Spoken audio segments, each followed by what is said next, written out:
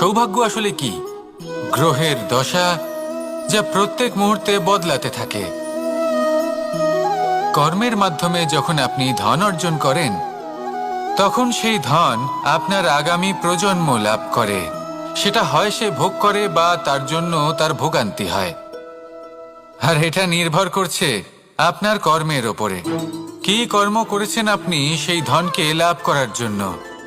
যদি আপনি সৎ পথে চলেন, নিষ্ঠা ভরে আপনি কর্ম করে থাকেন এবং তার ফলে আপনি ধন অর্জন করে থাকেন, তাহলে আপনার আগামী প্রজন্ম সেটা ভোগ করবে, সেটা প্রয়োগ করবে নিজের বিকাশের জন্য।